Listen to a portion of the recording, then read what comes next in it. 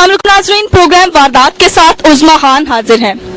नाज़रीन, आज हम बात करेंगे जुल्म की एक ऐसी दिल दहला देने वाली दास्तान के बारे में जिसमें एक बाअसर शख्सियत ने एक बिजनेसमैन के बेटे को कत्ल कर दिया और उसकी तफ्तीश भी ठीक तरीके से नहीं की जा रही है। क्या सच है, क्या झूठ है, क्या हकाइक हैं, ये जानने के लिए आज हम मौजूद हैं मकतूल हमजा के घर के बाहर और हम बात करते हैं उसके घर वालों से।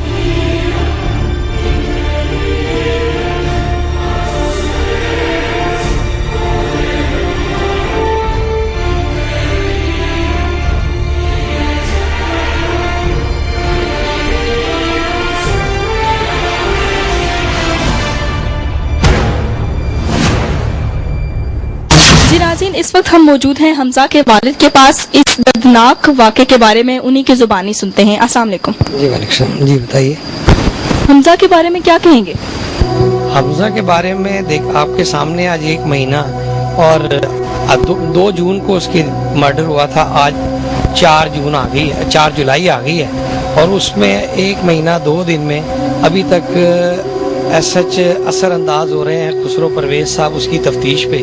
मेरा बेटा माशाल्लाह बहुत प्यारा, बहुत खूबसूरत और इंतहाई ज़हीन बच्चा था और पढ़ाई में उस पोजीशन ये थी कि उसको पढ़ाई के अलावा कुछ पता ही नहीं था, कि सिर्फ उसका काम था सिर्फ पढ़ना और पढ़ने वाला बच्चा था, इसलिए स्कॉलरशिप होल्डर था और माशाल्लाह से एक्स्ट्रा ऑर्डिनरी उसकी आउटस्टैंडिंग परफॉर्मेंस थी।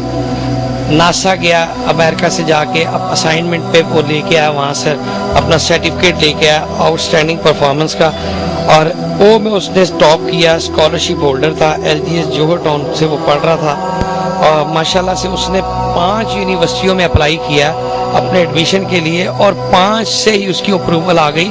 दुनिया की 5 बड़ी यूनिवर्सिटियों में, उन 5 में से उसकी अप्रूवल आ गई, जिसमें उसने हांगकांग यूनिवर्सिटी का इंतखाब किया। हांगकांग यूनिवर्सिटी ने $1,20,000 उसको स्कॉलरशिप ऑफर की और उसके बाद उसने वहाँ पर अपने पेपर सबमिट किए और इसके बाद उसका पेपर जो के चल रहे थे माशाल्लाह उसमें वो गारंटी से ये बात कहता था कि पिछले सारे रिकॉर्ड मैं तोड़ दूंगा और ऐसा था भी ऐसा ही। उस दौरान में अल्लाह पाक ने उसको मोहलत नहीं दी कि ये इस तरह से शान खुसरो के हाथों उसका मर्डर हो गया और उसके दौरान में उसके पास जो टाइम बाकी था 1 महीना कुछ 18 दिन, तो उसका प्रोग्राम ये बना कि मैं 1 महीने के लिए अमेरिका चला जाऊँ अपने मामू के पास, वहाँ से वापस 2-3 दिन दुबई रह के पाकिस्तान आ जाऊँगा। 3 अगस्त को अपनी बर्थडे सेलिब्रेट करूँगा और उसके बाद मैं 15 दिन बाद मैंने चले जाना है हांगकांग यूनिवर्सिटी के लिए। अच्छा बताइएगा, शान खुसरो के साथ कोई इशू चल रहा हो या कोई ऐसा प्रॉब्लम?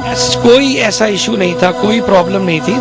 माशाल्लाह से मेरा बेटा तो उसको पढ़ाता था, वो समझ लें कि उसका ट्यूटर था और उससे उसका दोस्ताना था, लेकिन उसने क्या ऐसा किया है ये तो हकाइक जिस वक्त तक वो खुद नहीं बताएगा, मंजरे आम पे नहीं आएंगे, उस वक्त तक तो हम कुछ नहीं कह सकते। लेकिन ये तो कंफर्म बात है, एक कि वो उससे जेलसी फील करता होगा जहाँ तक मेरा अंदाजा है, दूसरा वो उसके गाड़ी के राइड्स जो है वो कहता था मुझे ट्रांसफ़र कर दो। कुछ इस किस्म के प्रॉब्लम चल रहे होंगे, लेकिन मेरे बेटे ने भी कभी मुझसे डिस्कस नहीं की।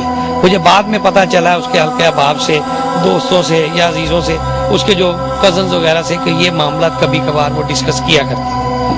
शान खुसरो ने जो बयानात दिए हैं उसमें उसने क्या कहा इस बारे में? उसने उसको यही वो कहता है कि मेरे से अचानक चलने वाला कोई तरीकाकार ऐसा बताए कि वो उसने ऐसे रख के जो जिस वक्त उसको गन को ठीक किया है, जो कहता है कि जी उसमें चैम्बर में गोली फंस गई थी, ऐसा नामुमकिन सी बात है।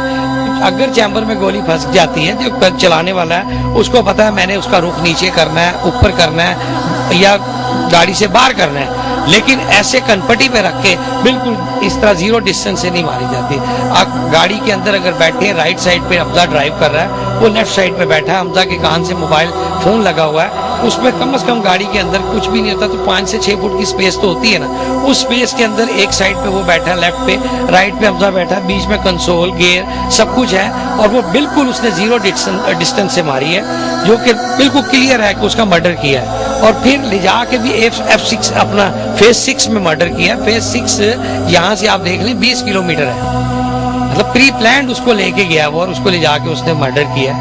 ये हकीकत तो वही बताएगा, जब तक उसकी सही इन्वेस्टिगेशन नहीं होगी उस वक्त तक ये क्लियर नहीं होगा। اور جو تفتیش ہو رہی ہے اس بارے میں کیا کہیں گے, وہ کس طرح سے ہو رہی ہے؟ ابھی تک تفتیش تو دیکھیں جی نچلے لیول پہ تو ٹھیک ہے, اب اوپر سے کوئی اثر انداز ہو رہا ہے اور ہونا چاہتا ہے تو اس کو کچھ نہیں کہا جا سکتا, لیکن اس کے لیے میں تو صرف اپنا ارباب اختیار سے چیف جسٹس آف پاکستان, اب سپریم کورٹ جو ہے ہمارے پاکستان کے چیف جسٹس افتخار چودھری صاحب, وزیر اعلیٰ خادم پنجاب میاں شہباز شریف صاحب سے صرف اپیل کروں گا کہ اس کو بالکل میرٹ پہ کروائیں اور اس کا جو بھی حقائق ہے منظر عام پہ آئے.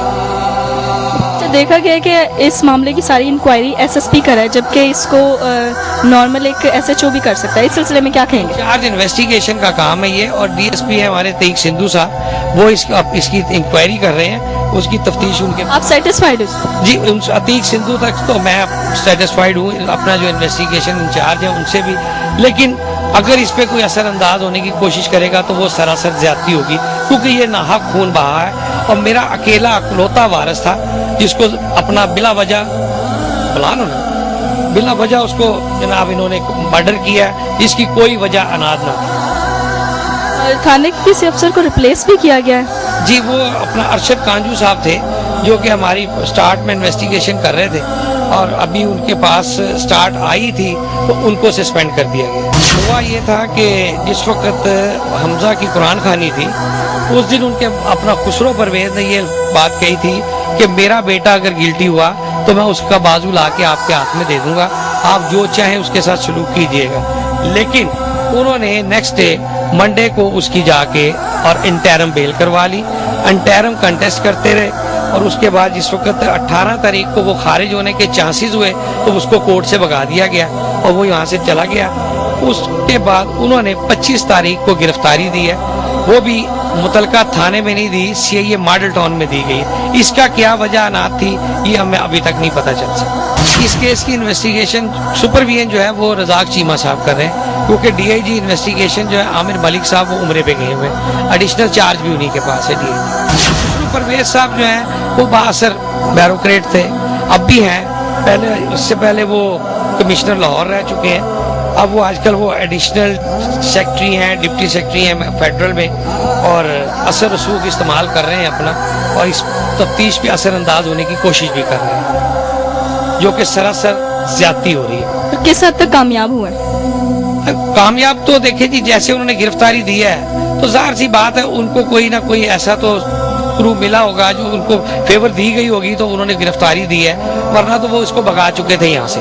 وہ یہاں سے امریکہ بھاگ گیا ہوا تھا, امریکہ جا سے دوبارہ آیا, اب وہ کس یقین دہانی پہ آیا یہ میں نہیں کہہ سکتا جب تک کہ حقائق سامنے